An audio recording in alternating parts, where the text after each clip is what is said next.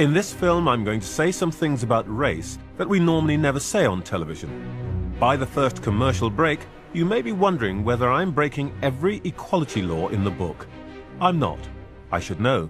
I helped to create those laws, and I used to be their enforcer. My name is Trevor Phillips. For 10 years, I led Britain's equality commissions. It was my job to make sure that different racial and religious groups got on. Campaigners like me sincerely believed that if we could prevent people expressing prejudiced ideas, then eventually they'd stop thinking them. But now, I'm convinced that we were utterly wrong. In a world riven by racial and religious strife, some things are just too important to be left unsaid, even if they might offend people. So in this film, I'm going to say some of the things that we once told you were forbidden. And I know that in the next 5 minutes, some of you will be saying, I don't care what color he is. He's being totally racist.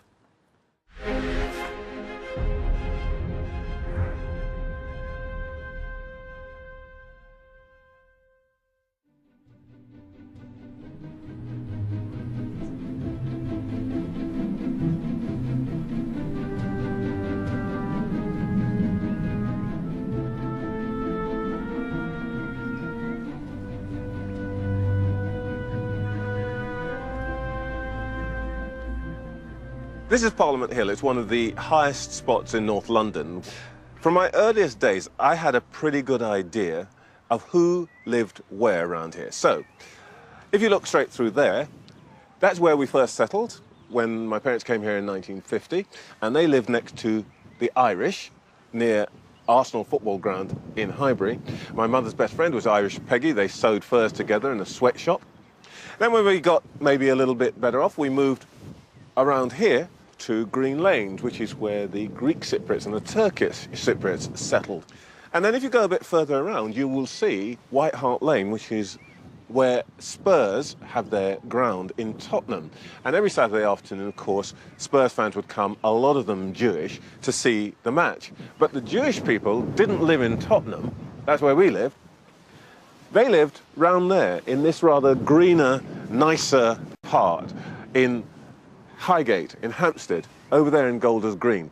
So even at the age of 7 or 8, I had a really good ethnic map of North London in my head. Of course, everybody who lives here knows all this. But as you grow up, you realize that polite people don't talk about this kind of thing. But that's exactly what I'm going to do.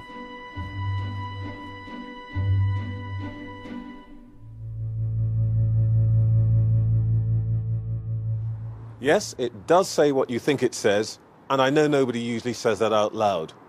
But is it true?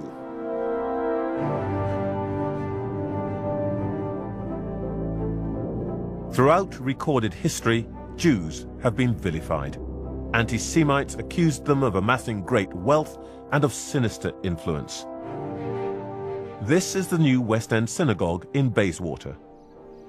This fabulous stained glass window is just one of the treasures of this jewel of a synagogue in the heart of London. It cost a packet to build, and obviously it costs a lot to maintain it. But from the start, the congregation has been able to call on the wealth and the devotion of its most successful members. Amongst them, the most successful banking dynasty in history. The Rothschilds were the Jewish billionaires of their time. But what of their modern-day successors? Out of Britain's entire population, fewer than 1 in 200 of us is Jewish. That's less than half of 1%. Today, there are just over 100 billionaires in the UK. Statistically, there should be hardly any Jews on the list. In fact, they make up a fifth of Britain's billionaires club. What all that tells us is that some Jews are very, very rich indeed. But maybe the billionaires are some kind of aberration. Not exactly. The net wealth of the average British household is just over £200,000. But the average British Jewish household turns out to be more than twice as wealthy. about the powerful thing? Well, if this is the national seat of power, you'd expect to see just 3 or 4 Jewish MPs in the House of Commons. In fact, there are 22. There are, of course, other ways of measuring power. Take business. In comparison to the average, Jewish people are over 3 times as likely to be top managers in a FTSE 100 company. Or finance. Jews are 4 times as likely to be non-executive directors in banking. We know why speaking of Jews in this way makes most of us uneasy. 70 years after the Nazis' defeat, the long shadow of their crimes still makes even simple facts unsayable. Any talk that hints of Jewish superiority evokes just one set of images. Das Zeitalter eines überspitzten jüdischen Intellektualismus ist nun zu Ende. The real point's this. We shouldn't envy other more successful groups. We shouldn't fear them. After all, each of us is a creature of our own family background, our cultural inheritance, the neighborhoods we grew up in. What we should actually be doing is learning from them. The organizations I led worked hard to prevent people perpetuating racial stereotypes. But we were swimming against the tide because many of them are largely true. Yes, Irish people do tend to dominate the building trade. And Greek Cypriots are more likely to run small businesses. And it really isn't racist to observe that Indian women are 8 times as likely to be your local chemist as the average person. The thing is, there's no prejudice in numbers. I don't think we should be put off talking about ethnic patterns of behaviour because of what bigots and racists might say. Of course, even positive stereotypes can make some people feel a bit uncomfortable. But things get really explosive when you ask who's committing which crimes.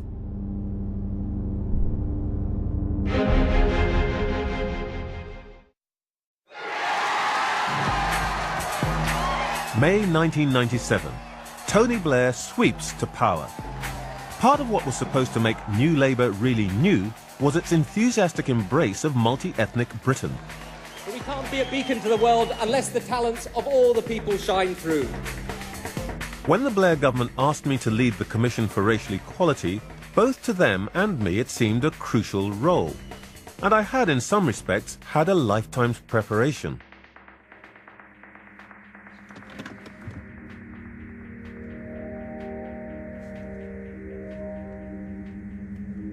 I'm driving through the area where I grew up, doing something that millions of people do every day. It's a kind of unofficial motoring offence called driving while black. I've managed it in a Citroën Diane, in a Mazda, in a Volvo, and even in a Jaguar, some sort of social mobility record, I guess. Nothing wakes you up to your colour as sharply as being stopped and hearing the words IC3, which is cop talk for black, coming at you back through the police radio as they check that you haven't stolen your own car. It's the kind of thing that's convinced people like me, black Britons, that if you're going to be stopped by the police, they're going to regard you as a potential criminal.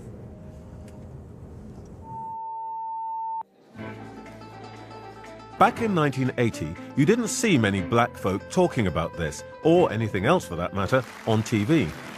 But that April, I had the chance to tell people who are not black exactly what it felt like. There we are, and here we go. Mr. Trevor Phillips is president of the National Union of Students. He's the first black holder of that position. He's 26 and was born in Islington of Guyanese parents. His great-grandmother was a slave in Barbados. This is just 24 hours after black youths and police had fought a pitched battle in Bristol. Can I finish what I'm saying, please? They were there with a search warrant. Now, let's get the facts right. Yes, but if you have a search warrant hidden somewhere in your person, none of the people in the club had X-ray vision to know that they had a search warrant. Thing. Oh! When they had a search warrant. I'm sorry. Hang on, I'm sorry, sir. I'm sorry, sir. It all seemed so simple back in the 80s. We saw the police as the bad guys. But in 2003, an assistant commissioner of the Met showed me new research that massively complicated the picture. Tariq Ghafoor used to be the highest-ranking minority policeman in the country. A decade on and now out of the Met, he's agreed to talk publicly about the data he had compiled. It was then, and is still, incendiary. If you take West London, which is Hounslow, areas around there, basically large South Asian, Somali kind of network. We found violence, drugs, a lot of protection rackets. And then as you go towards East London, you've got Newham, a very strong South Asian, Pakistani influence, a couple of very nasty murders up there. You get into Hackney, you've got the Turkish influence with heroin. Then as you come down into the south, the Chinese factor, particularly human trafficking for sex trade purposes, largely taking place in the middle. And of course, the very big Eastern European factor, in central London where, Romanian pickpocketing gangs or, ATM machine attacks there by the Eastern Europeans. There was another criminal network operating in South London that Tariq's unit had spotted. We'll go towards Stockwell Tube. The widely held view a decade ago was that the African Caribbean drug gangs dominated crime in Lambeth. In fact, the serious crime in the area was run by Colombians. We were building quite a strong surveillance picture, intelligence picture on large-scale cocaine importation into London from Colombia, a network that was worth up to about 200 million pounds. Wow. And our teams were following some of these drug dealers, and believe me not, here, some of these guys were carrying up to 50,000 pounds that accumulated from drug deals, right, around an area that is sometimes a robbery hotspot, street crime hotspot. So they were never touched. It's obviously really important to understand who is doing what, so you target the right people. Because actually people think Brixton, black crime. Yeah, no. But actually the big crime here was Colombian. Absolutely, because if you generically go for people, then what you end up doing is upsetting the whole community, stigmatizing them, stereotyping. But intelligence-led policing is about using the data, building the evidence, and then going in. And I can tell you now, Trevor, no community would not give you a mandate for that type of operation to take place. Many equality campaigners worry about relying on ethnic crime data. They think it will be misused. But I think it's minority communities who lose out, often terrorized and used as camouflage by criminals. The top tier of criminality, organized criminality, were living in these particular flats. These guys who are turning over hundreds of millions, they're living on a council estate. Yeah, they are, because it gives them relative safety. Back then, none of this figured in the public debate about police-community relations. Do you think there was nervousness at what might look like racial profiling or preparing to stigmatize one community or another? Unfortunately, there has been, over the years, great politicization of policing. And to a certain extent, we seem to have created this totally unnecessary mantra that, there are certain communities, if you do something that is going to impact actually positively on safety and security, that becomes racist. Or the anxiety, I suppose, would be, God, maybe you'll get more criminals, but people might think we're a bit racist. Correct.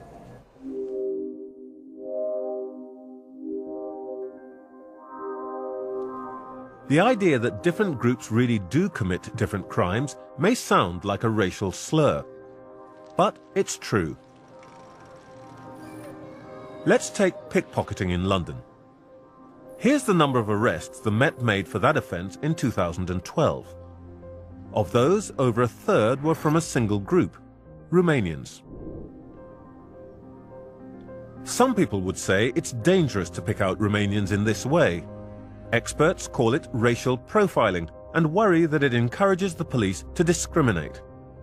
But would it still be racist if we could accurately say something similar about other ethnic groups?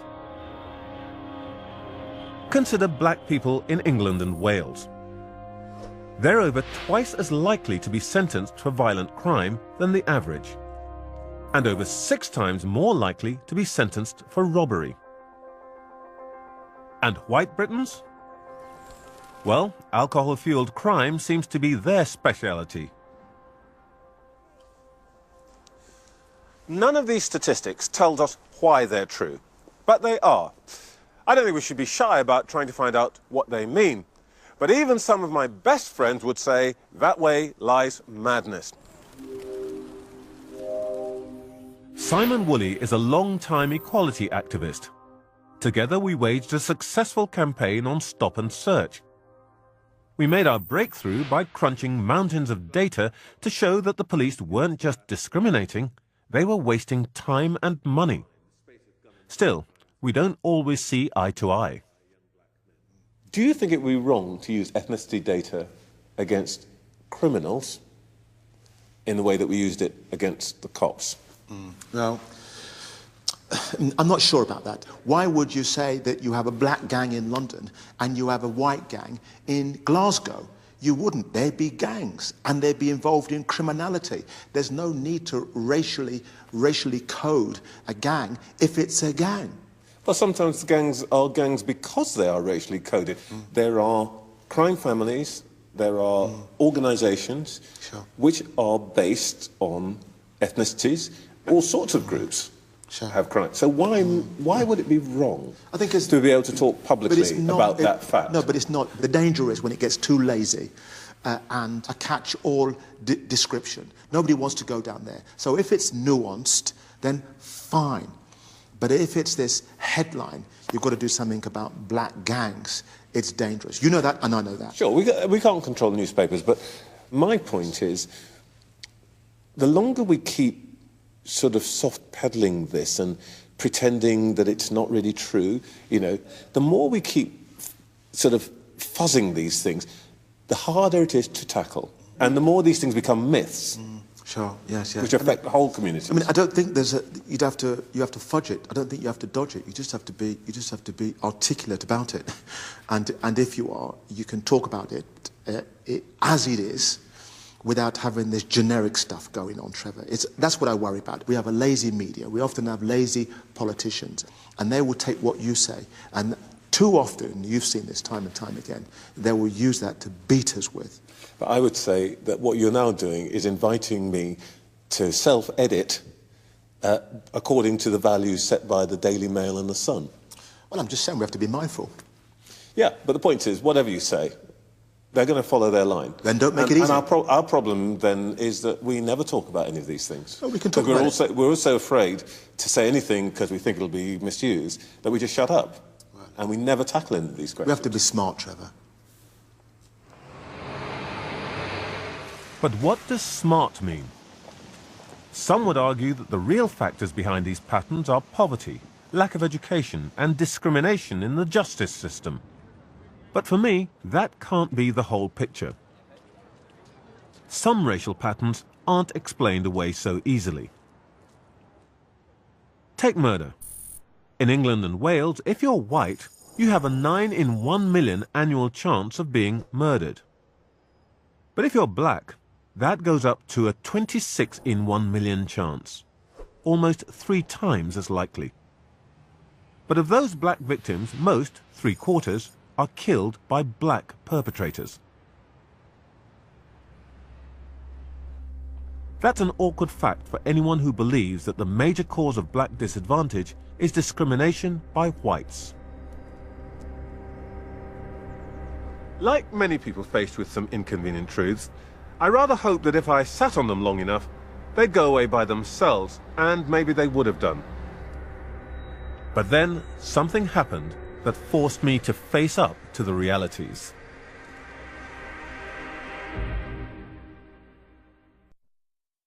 I don't know how it all happened. By 2005, it felt as though we'd gone a long way to changing Britain. London's pitch for the 2012 Olympic Games was based on the success of our drive to embrace diversity. Awarded the City of London. When the verdict was announced, it felt as though the world had given us a stamp of approval.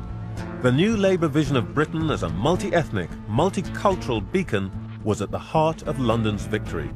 For us in the Equality Commissions, not quite job done, but certainly a good day at the office. This is BBC London. Good morning, Pete. Good morning. We're just trying to figure out exactly what this is. We've been told that there was something that happened during the rush hour this morning. And yet, less than 24 hours later, this happened. 4 bombers had struck London's transport system, killing 52 people and injuring more than 700. Within hours, a grim-faced Prime Minister appealed for unity.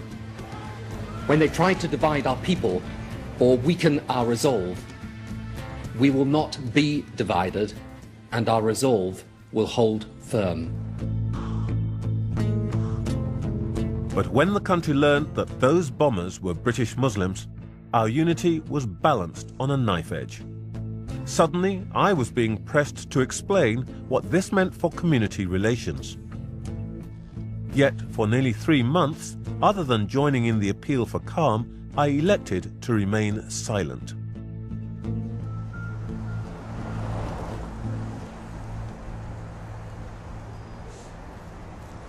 The truth is, I was stunned by what had taken place here. After 9/11, most of us had expected some kind of terrorist attack on Britain. Few expected this kind of violence to come from young men born and brought up in the UK, speaking in the accents of Yorkshire and London. This really wasn't supposed to happen according to our version of events. So what had we all missed?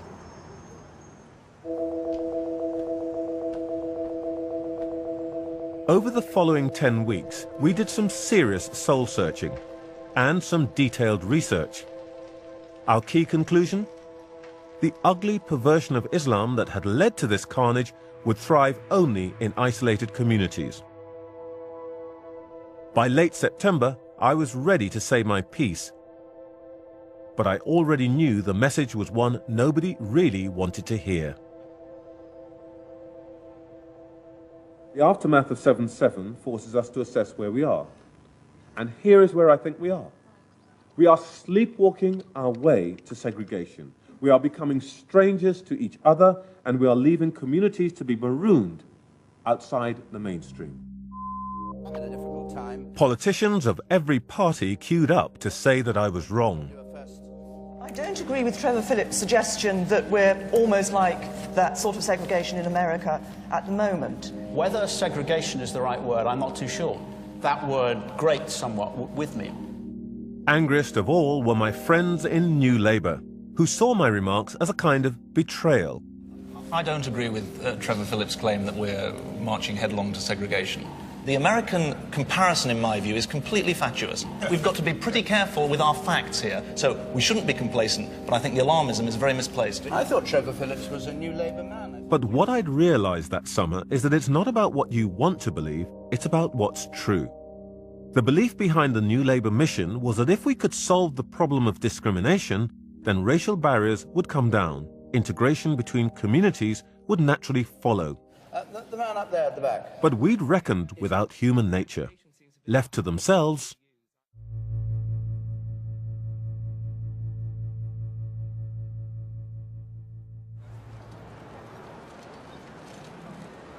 When I uttered the S word a decade ago, all sorts of people leapt in to accuse me of being alarmist, and I understand why. If you spend your day working alongside someone of a different ethnicity, it's quite easy to forget what happens when you're not at work. We call it sunset segregation. We may often be workmates, but at the end of the day, we tend not to be neighbours.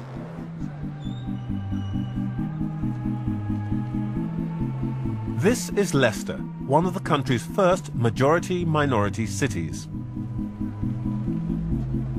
The city's leaders are incredibly proud of the fact that they've become the poster boy for multicultural Britain. But the daily exodus that's about to take place tells a very different story. Take any bus home from the city centre and your colour's likely to be a clue to your destination. Here are the parts of Leicester which are over 2/3 British and white.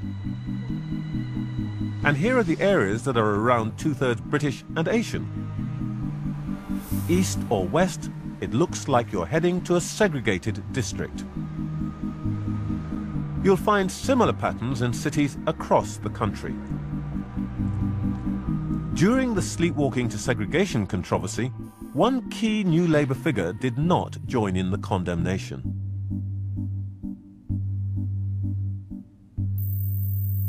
It is a fact of life that people tend to want to live where people like them live. Jack Straw's Blackburn constituency is one of the most segregated in the country. If you got out a map, I could say the people in that area come from this part of India, the people in that area come from another Indian area, but not very far away, by the way, and this is a Pakistani area, and these people come from here, and these people come from there. I knew from the age of 7 where the Irish lived, where we lived, where the Turks lived, and so on. But we are not comfortable talking about this, are we? Well, there is a sort of polite society in which people aren't comfortable about talking about this, but I think that in politics you have a responsibility to get things out in the open. I am concerned about the effect of people living wholly separate lives, of course, but you can't direct where people live. Why do you think that there is essentially such a silence on these questions? I think a lot of white politicians are nervous about this. They lack confidence about what their views are and think that somebody will criticise them if they come out with them. Somebody will call them racist? Racist or some nonsense like that.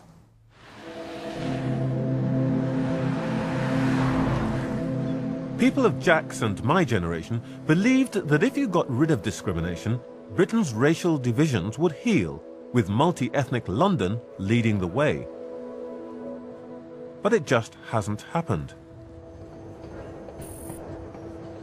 London's population has grown by more than 1 million over the last decade. But look at that increase again, in a little more detail. Here are the white British Londoners at the start of that decade. As the overall population goes up, the number of white British Londoners drops by well over 500,000. That's the equivalent of a group the size of Glasgow's population leaving London, all of them British and white. This is Professor Eric Kaufman. He examines ethnic population movements, and he's crunched the numbers from the latest census.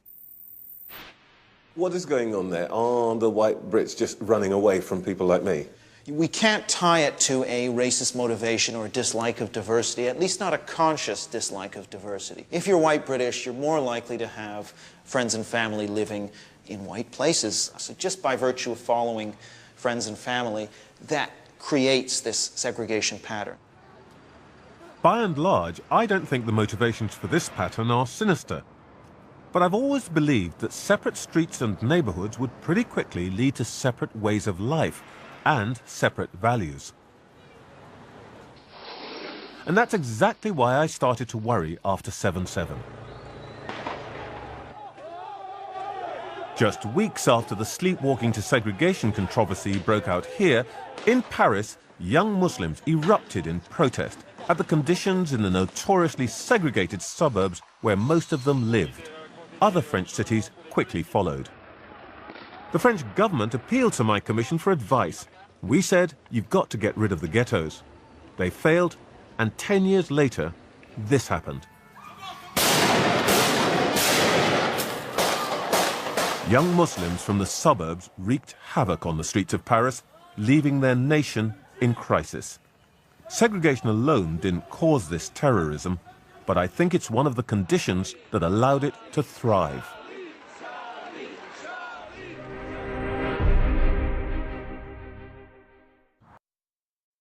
I don't know how it all happened. It was just a regular Thursday night. We had some friends over and I made them one of my...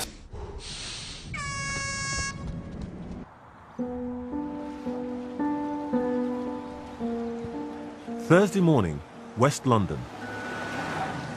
one of Britain's wealthiest workforces clocks in. It's also one of the most diverse. Welcome to the Premier League. A third of the league's players are black. Over 50 nations are represented. But the game is far from being a model for multicultural Britain. Meet Les Ferdinand, one of the dominant players of his generation, and a key figure in the most talked about racial incident in recent football history. A clash that involved his cousin. Breaking news on John Terry. Former QPR defender Anton Ferdinand thought he was on the end of a racially charged tirade. John Terry maintained he was quoting back a racist slur, indignant that he had been misheard. British media organisations circulated the slowed down and magnified footage of the incident, allowing the nation's lip readers to get to work. Okay, here we go.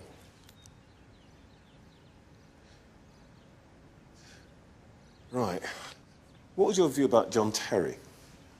I suppose it was disbelief, really, that the England captain would use language like that on a football field or anywhere, in fact. How do you feel that the game handled it? Terribly, and I think it's a situation that could have been put to bed quite quickly. And when you look at the game and you know, the disproportion of black coaches in the game, maybe they're not actually saying what John Terry said, but are they thinking it? Because I have to believe that. Well, that brings me to a sort of key point, which is really about you. You're a distinguished footballer. You had a great career, international. You're respected in the game. How many times have you been tapped up to be considered for a first-team coach? Since I've retired from football, once. Once? Yeah, once. When I came out of football, I spoke to the then chairman of Bournemouth. So, in the 7 years since you've retired, you've been talked to about a management vacancy once, and that by an owner who himself was not white. Yeah, that's right. That tells a story, doesn't it? It does. If I look at the newspapers, there are millions of stories about what John Terry might have said to Anton Ferdinand. There's almost no coverage on the question, why isn't Les Ferdinand a manager? And there are other players like yourself, black players. None of you is a first-team coach. It seems to me that the priorities there are just completely wrong. Yeah, I agree. I know lots of players that I play with who'd love to go into coaching and management and done all the badges, but just won't get an opportunity, you know. We've been talking about this for 15 years now. The only difference is the venues seem to be getting better. You know, when I first started doing it, it was in a little classroom. Then we moved on to a hotel room. Now we're at Parliament. But the outcome's still the same because we've not moved on. The truth is that complaining about individual incidents doesn't get you very far in dealing with structural inequalities. Or to put it another way,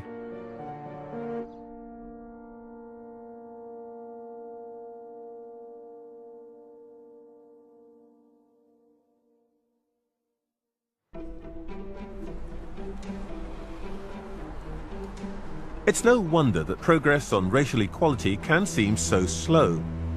Too often, we've aimed at the wrong target, and even when we do pick the right one, we've frequently used the wrong weapons.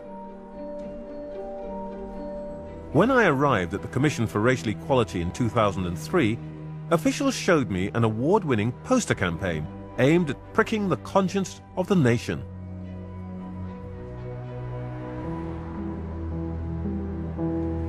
Admen and anti-racists alike were thrilled. And I was about to bung another £1 million on a campaign just like this one, until I saw the results of research into its impact that I'd commissioned. In fact, it had seriously misfired. Our research showed no evidence that it changed a single racist's mind. But what it did achieve, however, was to make many white people feel that they were being accused in the dock for something they hadn't done.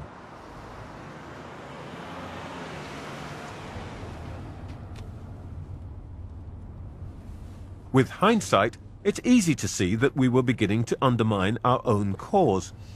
But when you're on a mission, it's not always possible to spot the warning signs.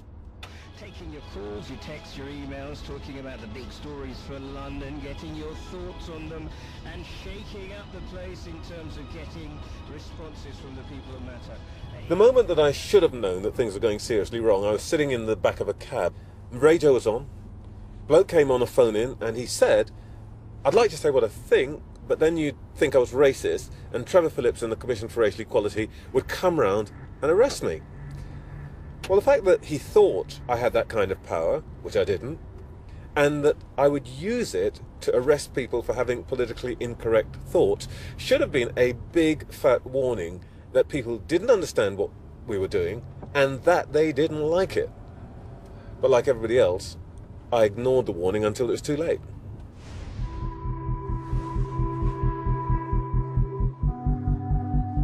It isn't easy to say exactly when I knew that we needed to stop and take stock if we were to get our equality mission back on track.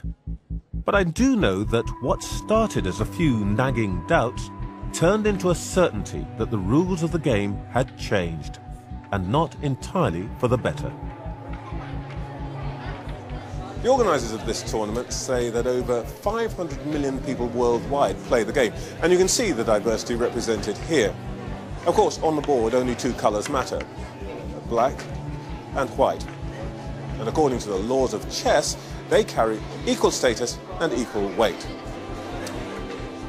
The laws of race relations are somewhat different, and from the time I was a child, I knew what those laws were. 1, all blacks are alike.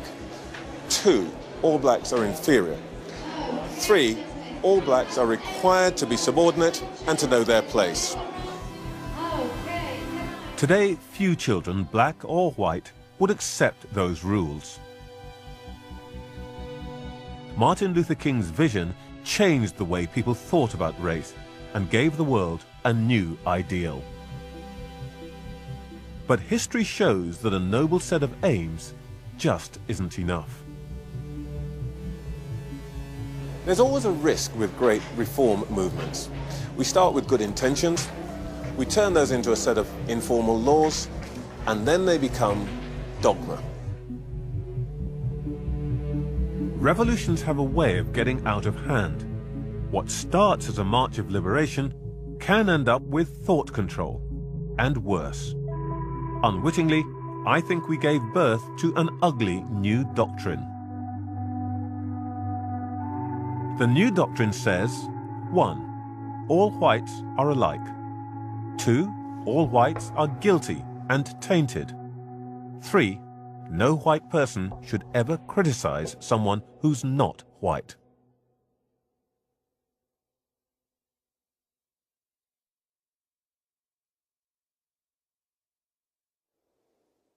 London, February 2000. Victoria Clembier, an 8-year-old Ivorian girl, starved and tortured allegedly because her guardians thought she was possessed by demons. Rushed to hospital in a critical condition, Victoria eventually died of 128 separate injuries. The inquiry that followed blamed poverty, miscommunication, and incompetence. But for me, one thing came through loud and clear. Pretty much everyone who could have saved this little girl's life was walking on eggshells. Why? Because I think they were paralyzed by fear that if they intervened in a black family, they'd be accused of being racist. White managers worried about criticizing black juniors. Doctors attributed Victoria's scars to insect bites from her African childhood. Social workers saw the child's terror of her guardians as behavior typical in black families. Everybody said they cared. And still, she died. Rotherham, 2003. When people are saying in Rotherham they didn't know what was going on, I can believe them because I didn't know what was going on. It was a bolt out of the blue. That summer, the then MP for Keighley, Anne Cryer, was visited by a delegation of local women. What they told her left her aghast. I had 7 mothers of 7 girls who were being groomed from school. These lads were waiting for them outside the school gate, and they flattered these girls, and the girls went along with it. How old were they? Oh, they were only about 12 or 13, very young. And this was the problem that their mothers had. They knew that there was sexual activity with girls who were underage. Not entirely, but nearly always, the gangs are from the Mirpuri Pakistani community. And these 7 women were saying, it's not fair, we've told West Yorkshire Police about it, we've told social services about it, and no one will do anything. I mean, friends of mine in the Labour Party, they'd known about it for years, and had never mentioned it to me. Did you feel sort of, in any way, politically inhibited from talking about this? Yeah, I did, actually. It was difficult for me to make these arguments without being called a racist. I just couldn't interest either Bradford Social Services or West Yorkshire Police. And it was very distressing for me. So the last resort was to go public. Revealed, the teenage girls being groomed for underage sex. The accused men are Asian, the girls are white. The suggestion that men are seeking out schoolgirls for sex would be controversial in any community. But the claims about what's happening here in Keighley are particularly incendiary. Andrew Norfolk is now the chief investigative reporter for The Times. When he first heard about this story, his liberal angst kicked in immediately. My reaction was, how on earth do you cover this story? Because it's the dream story for the far right. I as a journalist, wrote a simple story, a single story, and moved on and hoped it wasn't true. More shame on me, because as the years passed, I then began to see, as stories came in from across the north and the Midlands, little by little, drip, drip, court cases with 2 or 3 or 4 men up for sex offences against children, and that very same pattern kept repeating it and repeating itself, and I couldn't help noticing that invariably the men, they were from the Pakistani community in the vast majority of cases. Eventually it got to such a point that in 2010 I said, you know, to the newspaper, I think there's something really disturbing going on here and nobody's recognised it, and you need to give me some time to look into it. We'd run our first story about this hidden crime pattern in January 2011. And I'd steeled myself for the inevitable accusations that would come. Did you think people were saying, this bloke Norfolk, he's a bit of a racist? Well, they were. I read articles, I read comments in various social media networks. It was quite strange and deeply unpleasant to get to the age of 45 and for the very first time in your life be accused of being racist. This is a story about what happens in a climate where people feel it's far too difficult to speak openly about race. Both Anne Cryer and Andrew Norfolk would regard themselves as liberal-minded people, yet they were vilified for saying something that liberal Britain just didn't want to hear. And once the truth was out, you'd think that the first thing to do would be to make sure that vulnerable children knew that they were at risk. That's why, in 2008, child protection chiefs commissioned this film to warn young girls of the dangers they faced.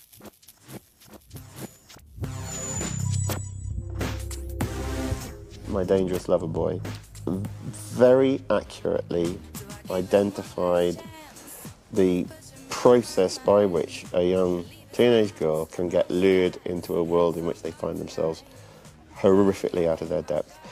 It had a young girl, maybe, what age would you guess from seeing her? 14 years old, 15, maybe? 15.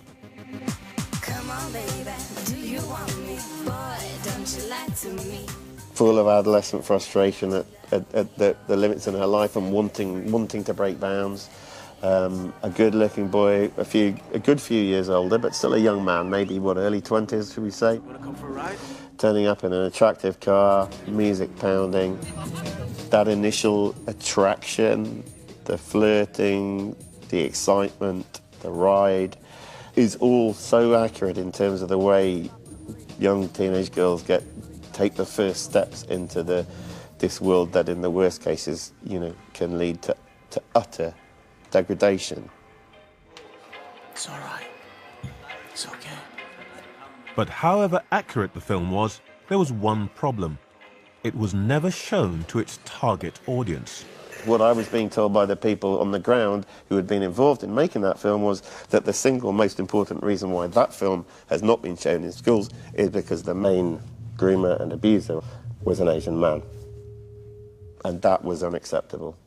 There was a terror of treading into what was seen as a cultural, ethnic minefield. A second film was circulated, however. My men, all right. Look closely. It's not that hard to see the difference. I'm Lauren. Oh, come in, Lauren. Nice to meet you. He's a white teenager as opposed to a 20-something Asian. He's a lad barely a couple of years older than the girls involved. You have a cast that is all white or African Caribbean, and no Asian men to be seen, as far as I can remember, in the entire film. Between 1997 and 2010, there were 17 court cases linked to the group street grooming exploitation of young girls. Those cases led to 56 men being convicted. 3 were white. More than 40 were Pakistani heritage Muslims. Altogether, they abused over 200 victims. And the numbers are still growing. We've just had a report earlier this year in Rotherham, an independent inquiry that has said in a town whose Pakistani community is less than 5% of the population, 1,400 predominantly young white teenage girls have been groomed and sexually abused, and the overwhelming majority of men involved in that were of Pakistani origin. That's a pattern that's been repeated in Bradford, in Leeds, in Manchester, in Blackburn, in Rochdale, in Preston, in Blackpool, in Derby, in Nottingham, in Birmingham. There are reasons why that has happened. I wonder if at the heart of this was a mistake that we all made, that we gave people a kind of cultural exemption from normal, reasonable, decent behaviour. Yeah.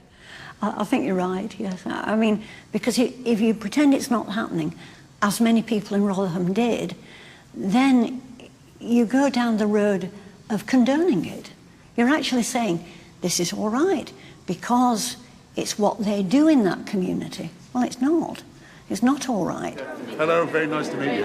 Hi. Good to see you. Windy but sunny. Good to see you. Thanks for all the help you're giving. Good to see you. It's very nice. 2010. Tony Blair's left the stage. Very nice to meet you. How are you? His successor, Gordon Brown, is out trying to win over hearts and minds on the election trail. Wind, eh? But the tectonic plates are already shifting. Even some of Labour's own supporters are having doubts about multicultural Britain. Enter Gillian Duffy. But all these Eastern Europeans what are coming in, where are they flocking from? A million people come from here, about a million people. It's a disaster. What did she say? Oh, everything. She's just a sort of bigoted woman. Said she used to be Labour. The episode helped to lose Labour the last election. You said a bigot, and we want to know your response to that. You're joking.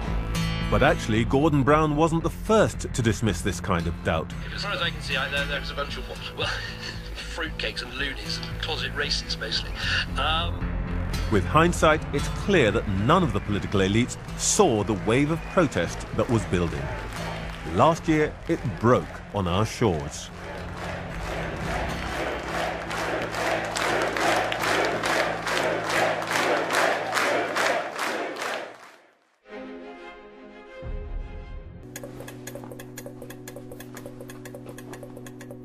Matthew Goodwin is a political scientist.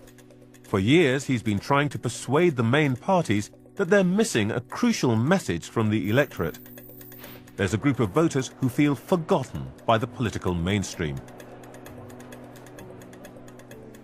There is a section of Britain's population that feels as though it is not getting its fair share and it is being left behind.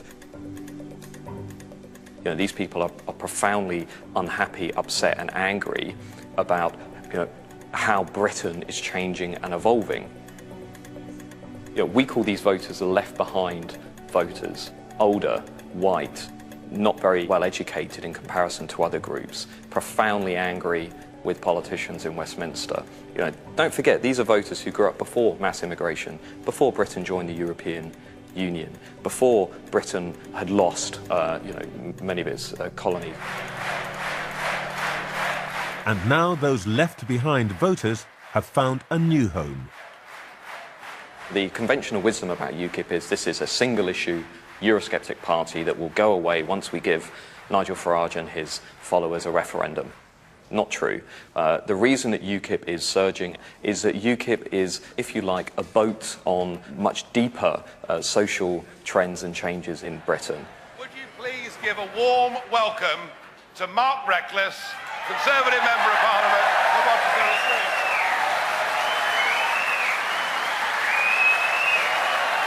Street. UKIP has thrown British politics into turmoil.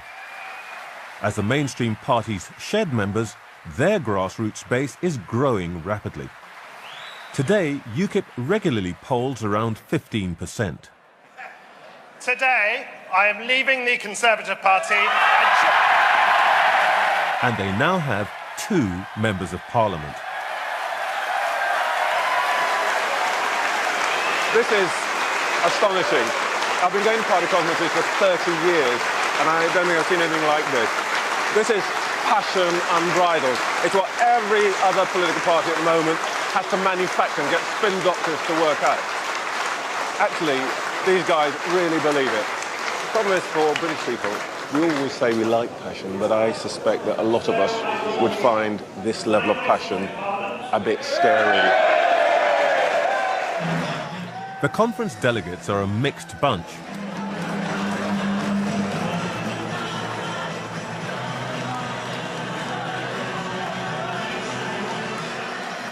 The one thing that does unite them is their apparent dislike of what they would call the liberal metropolitan elite.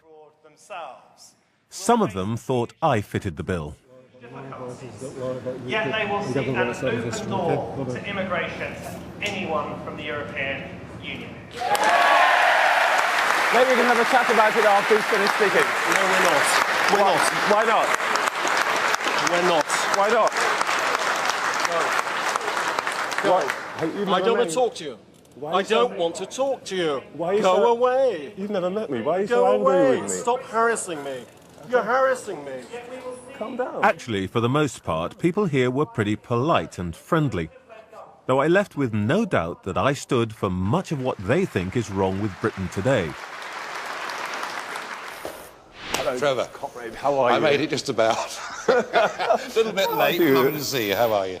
In person, the leader of UKIP is disarmingly affable. Where have you been? They sent out search parties and everything. I know. I was delayed. He's kept us waiting, but he doesn't waste any time before setting out his plan to destroy 10 years' hard work. Do you think we've got too much discrimination legislation in this country? Yes. What would you get rid of? Much of it. I think the situation that we now have, where an employer is not allowed to choose between a British-born person and somebody from Poland, is a ludicrous state of affairs. That's a requirement of the European Union, but that has nothing to do with anti-discrimination legislation. But I just want to stick for the moment on the law that we've got, which says you may not discriminate on the basis of colour or indeed nationality. You'd get rid of that. I think you should be able to choose on the basis of nationality. Yes, I do. So in UKIP land, there would be no law against discrimination on the grounds of nationality. Would there be a law against discrimination on the grounds of race or colour? No. We are colourblind. We as a party are colourblind. We have these laws for a reason, you know. Before we had these laws, people would discriminate in favour of their families, And in people like them. And that led to, by the way, incompetence. Never mind the fairness question. People were employing people who couldn't do the job just because they looked like the employer. If we'd sat here 40 years ago having this conversation, your point would probably have been valid. I don't think it is today. I mean, I really don't think it is today. Okay. You said in various ways from time to time that there are things that cannot be said, that nobody in politics is willing to say. What things? Well, the things that can't be said are that, I mean, for nearly 4 decades, but particularly since 97 when Blair took power, the argument was that immigration was a benefit to the country, that it broadened diversity and that it brought added wealth and increased GDP figures, and therefore the whole thing was good and shouldn't ever be open to question. So I've dared to challenge some of these things. Who prevented anybody from talking about these things before? Well, it's funny, I thought the problem was that a political class had become too close to each other, and that was really the problem that we had to crack. I've now rather moved on from that. I now think the media class are even worse. Are you seriously saying that UKIP's success, it's due to the media suppressing the truth, it's down to politicians who are not courageous enough, it's down to anti-racists? And you know what I'm feeling? I'm feeling, Nigel Farage, you're talking about me. I know. Am I am I responsible for you? Well, can I say honestly, frankly, you were one of those people that I viewed as being one of the causes of the problem. Yes, and I saw Trevor Phillips as being the enemy, very, very much, as being part of a new Labour project, and I saw you as being part of the politically correct brigade that wouldn't want these things discussed. So, yes, I did see you personally, as being very much a part of the problem. I'd love to think that I was the main player in the changes to Britain that Nigel Farage so despises. But of course, I wasn't the principal architect of all this. The mission that I led was part of Tony Blair's wider project to modernise Britain. And make no mistake, I think we succeeded. I'd say that if you aren't white, the UK is the most welcoming country in Europe. But in spite of all that, I wonder if the way we got here has unleashed forces that could undo everything we achieved. Here's what Nigel Farage says to be about you. He says, Tony Blair is the secret of my success. And you, Trevor, were Tony Blair's willing helper. Let's just disaggregate some of those things that Mr. Farage is saying. I am in favour of integration of people coming into this country, and I'm against racial prejudice. I am in favour of a Britain that is open to the world, because I think that is the secret, in fact, of our economic success and our success as a country over the years. And the expression of anger, in the end, is not what is going to help anybody. Look, I think we were very successful in changing attitudes on some social issues, gay rights, for example. On race, I now wonder whether actually what we ended up doing was making some people feel that they just couldn't say what they thought without being accused of being racists or bigots. I mean, I don't really accept that. If you look at where we are today, and remember, I grew up in the 60s with sort of Enoch Powell and, Rivers of Blood and, really a pretty overt racism in many parts of the country. I think that's genuinely changed today. Now, I'm not saying that there aren't people who feel it's this sense of political correctness, but you get this in any decent cause. You end up, people go too far. Look, that just happens. In a way, that's what my own basic worry is.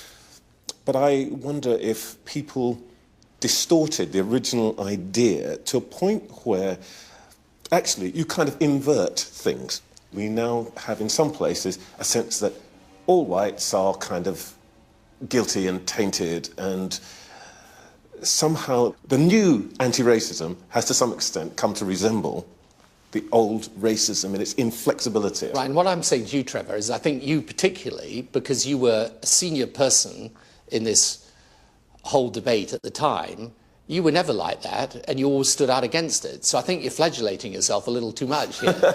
I mean, I'm still fighting a battle, though. Right, you are still fighting a battle, and it's an important battle, because I agree with you. It can go too far. Well, let me ask you one more thing on this, which in a way makes it concrete. And this is not a trick question. It's not a trick question. It will sound like it. That's not a good beginning, but anyway. But one of the things that threw Labour off at the last election was the encounter between your successor and a woman called Julian Duffy. You'll remember the story. I do. How would Tony Blair have dealt with that encounter? I would have said to her, I understand why you feel as you feel and why it's difficult, but here's the other side of the picture. So if we want to keep all those people out of the country, let's look at what their impact has actually been in our country, and let's look at why the idea in the European Union that people are able to move freely across frontiers is a good idea. I mean, you just got to put the argument. She probably wouldn't agree, and she might vote for someone else as a result. And just so I'm absolutely clear, I'm not saying everyone who votes for UKIP's a racist. I'm not saying that at all. You've got to understand the concerns people have, but you do have to expose the fact that what UKIP is offering is not an answer. Since Tony Blair handed over the keys to number 10, the occupants have changed twice. And it's possible they'll change again this year. But whoever's behind the black door, they'll still face a problem. Tens of millions of voters across Europe think that the political elites favour minorities at their expense. They also believe that if they say how they feel, they'll be called backward, or bigots, or racists by the liberal establishment. People like me, in fact. That's why they vote for UKIP here and for similar parties across the continent. OK, well, Tony Blair did win 3 elections. But I can't help but wonder if even he is underestimating the raw power of the wave of anger and resentment that Nigel Farage and his friends are riding. I'd take to the streets to defend the equality laws I helped to create. And I'm never going to share Nigel Farage's enthusiasm for returning Britain to the past. But so far, I don't think that even Tony Blair has found a complete answer to UKIP's pessimism. I think we need to offer a new vision of a multi-ethnic society. And I may even have seen a glimpse of it in a small school on the outskirts of Leicester. You're dad from Ghana? OK. Ah, we're probably cousins. Where? My father's Irish and my mother's. OK. Mine's from Kenya. Kenya? And Tanzania? OK. Okay. Slovakia? OK.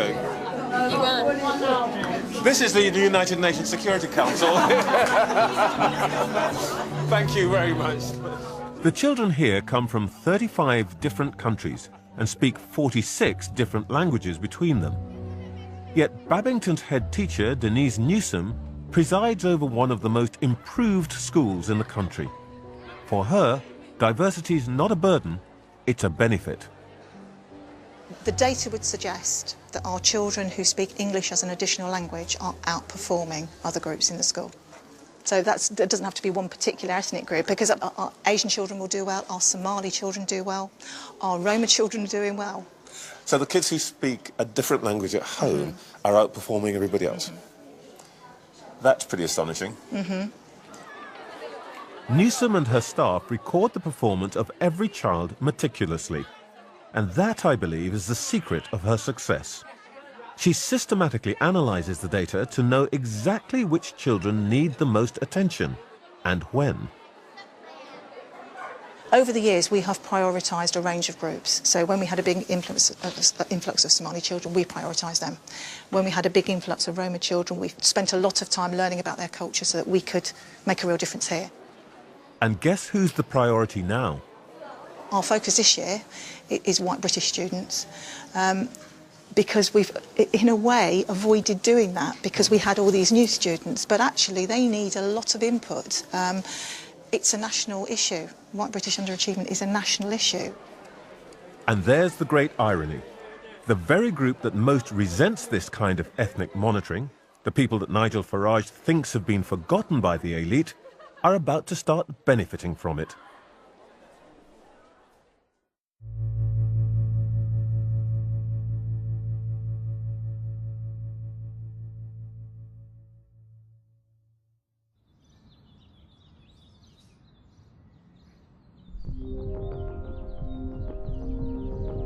When you're able to look at the data without obsessing about racial prejudice or being afraid of being called racist, you can start giving help to those who most need it.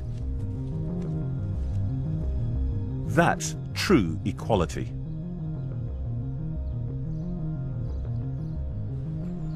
The most important lesson I think I've learned is that preventing anyone from saying what's on their minds won't ever remove it from their hearts. People need to feel free to say what they want to without the fear of being accused of racism or bigotry. It means that we're all going to have to become more ready to offend each other. But that way, we might save some children's lives, and we might protect others from abuse. And in time, finally, we can begin to see each other in our true colours.